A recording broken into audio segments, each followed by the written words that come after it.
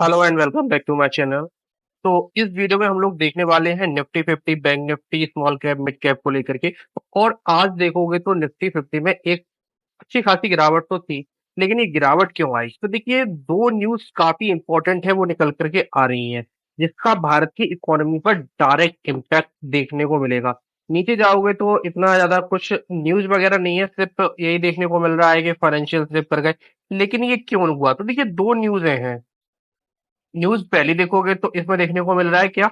Covid 19 resurgence in Asia, मतलब जो south east Asia का रीजन है, वहां पर ये आउटब्रेक होता हुआ देखने को मिला। A new wave of COVID 19 has emerge in part of Asia from Singapore and Hong Kong to Thailand, raging global alarm. This surge the mostly due to the spread of the new Omicron sub variant such as JN and its relevant senses prompting increased vigilance among health.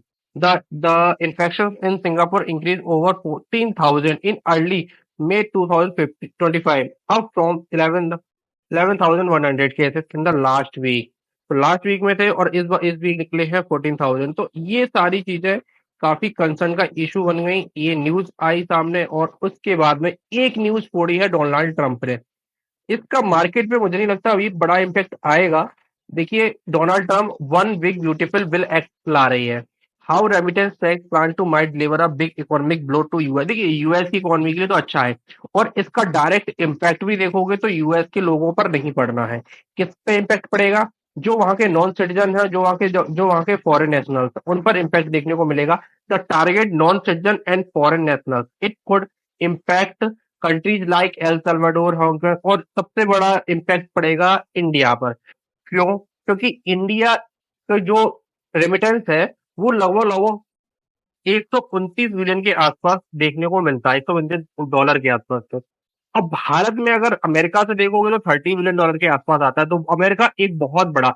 अब इस पर impact suppose किया जा रहा है। अगर कोई पहले 1 लाख रुपए इंडिया में भेजता था, उसको भेजने पड़ेंगे 1 लाख, 105 लाख। तो ये इम्पैक्ट आएगा। सॉरी, 1 लाख भेज रहा था तो 1,05,000 आपको भेजने पड़ेंगे, मतलब $5,000 का एडिशनल टैक्स। अब सोचने में तो बड़ा लगता है कि बहुत छोटा सा अमाउंट है, लेकिन ये बिलियंस ऑफ डॉलर, करोड़ों रुपए है। अगर देखोगे 30 बिलियन, तो लगभग लगभग इंडिया के जो लोग हैं वो लगभग अमेरिका को 8 से 10 हजार करोड़ रुपए एडिशनल देने को हम लोगों को मिलेंगे। और ये सिर्फ यही नहीं रुकना है। ये होता क्या है कि जहां पर भी कोई टैक्स लागू होता है ना, वो फिर रिमूव नहीं होता है, और अमेरिका को दुनिया फॉलो करती है जुनू। तो अब हो सकता है कि आने वाले टाइम में यूरोप वगैरह के देश भी इस प्रकार के टैक्स वगैरह लेकर के आए। तो ये सारे इम्पैक्ट, अब अमेरिका सबसे बड़ा सोर्स है। अमेरिका से बहुत सारे लोगों का काम वगैरह चलता है। तो अब जो भी बाहर के लोगों को पैसा भेजेगा, मतलब होता क्या है, जैसे इंडिया के कुछ बच्चे गए अमेरिका में काम कर रहे हैं, अमेरिका से उन्होंने अपने घर वालों को पैसा भेजा, तो अब उस पर उनको एडिशनली पैसा और देना पड़ेगा। तो ये काफी बड़ा एक इम्पैक्ट इंडियन इकोनॉमी पर भी देखने को मिलेगा। हो सकता है कि अब वो पैसा ना भेजे या कुछ और तरीके हो।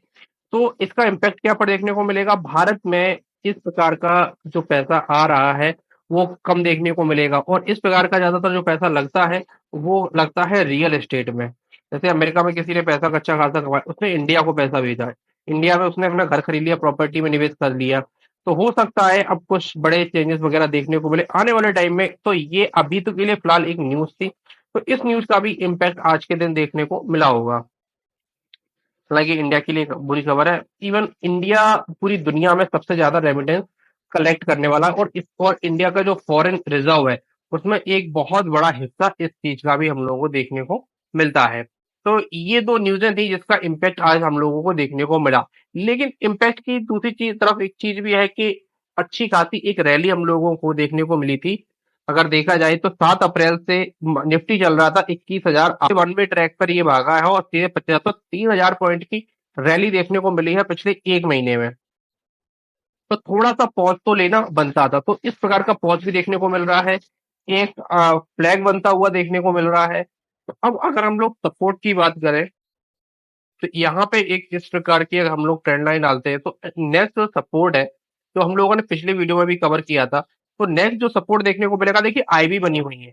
तो अब आईबी के रूल की अकॉर्डिंग बनेगा वो 24,000 24,500 के पास में आकर के बढ़ेगा। अगर इस आईवी का लो देखें 24,494 का है, तो 24,494 के नीचे का ही रोज 24,490, इसके मतलब इसके नीचे क्लोजिंग अगर निकल के आ जाती है डेली टाइम फ्रेम में, तो फिर प्रॉब्लम है। और आज देखोगे, अगर 15 मिनट का चार्ट देखोगे निफ्टी का, तो बड़ा ही इंटरेस्टिंग है। क्या देखिए, तो वैसे मार्केट कंसोलिडेट कर रहा था। हम लोगों ने पिछले वीडियो में जरूर बताया था कि 24,800 के पास में एक सपोर्ट है, तो है 24,800 के पास में, जो लास्ट टाइम यहाँ पे एक बाउंस दिखाया था, उसके बाद ब्रेकआउट आया था।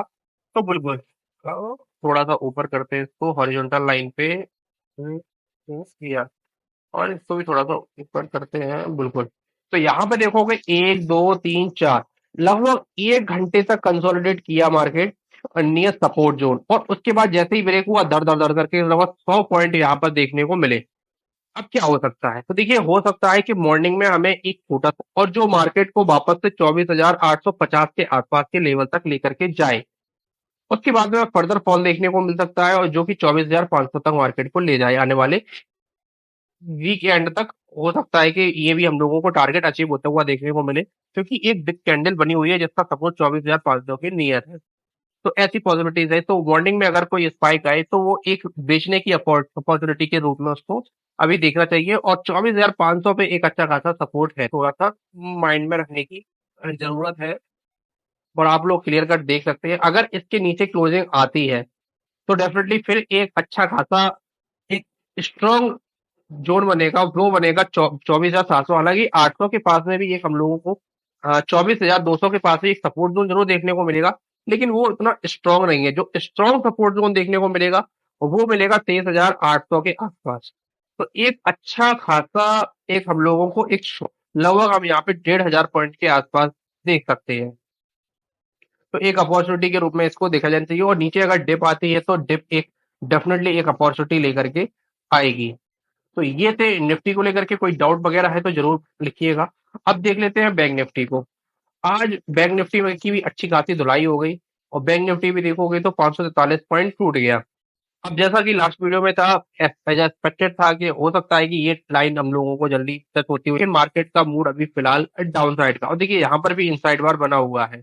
अब इनसाइड बार है, तो डेफिनेटली यहाँ पे नीचे की साइड में अगर देखोगे, तो यहाँ पर देखोगे तो ये इसका हाई था इनसाइड बार का 55,490 का। 55,500 हम राउंड फिगर में देख लेते हैं। इसके ऊपर तो 2 दिन ट्राई किया, लेकिन गया नहीं। आज भी देखोगे तो आज भी ट्राई हुआ, लेकिन क्लोजिंग तो छोड़िए, क्लोजिंग नीचे आ गया लगभग 45 पॉइंट।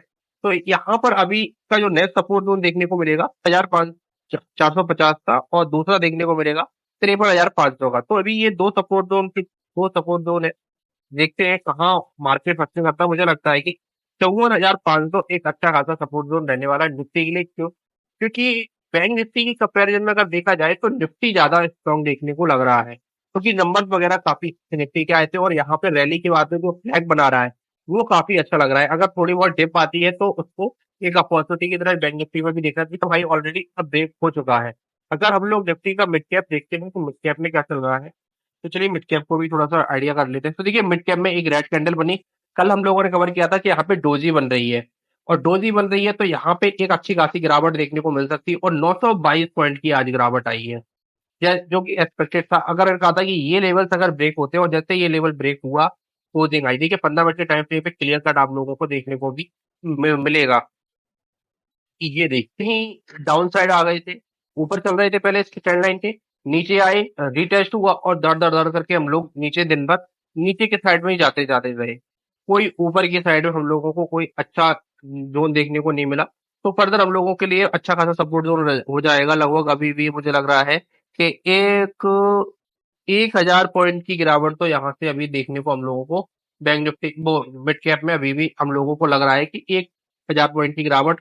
और अच्छा खासा ये लेवल वापस से एक बार रिटेस्ट होना बनता था, क्योंकि रिटेस्ट हुआ नहीं था। तो फिर से एक अपॉर्चुनिटी अगर देखोगे, तो 55,200 के आसपास मिड कैप में अपॉर्चुनिटी देखने को मिल सकती है।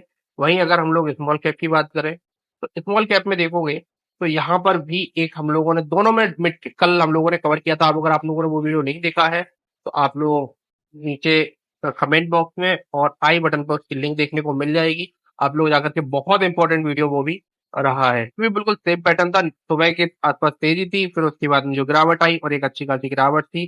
तो सपोर्ट जोन देखोगे तो 17,000 के पास में है, तो अभी यहाँ पर थोड़ी सी, तो अभी 1-2 दिन गिरावट वाले हम लोगों को देखने को मिलेंगे, क्योंकि स्मॉल कैप यहाँ से एक 4%, फिर देखोगे तो 0.81, 1.44, 0.54, 1.86, लगातार एक बहुत ही स्ट्रॉन्ग रैली दिखाई थी।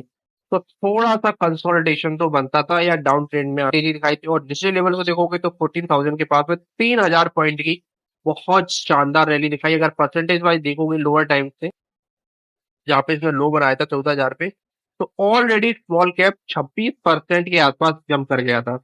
तो थोड़ा सा रेस्ट तो लेना स्मॉल कैप का भी बनता है। तो ये थे bank Nifty, small cap, mid cap को लेकर के, निफ्टी को लेकर के एनालिसिस। वीडियो इन्फॉर्मेटिव लगा हो, इसी पर और वीडियो को देखने के लिए सब्सक्राइब करिए, वीडियो को लाइक करिए। मिलने के लिए धन्यवाद।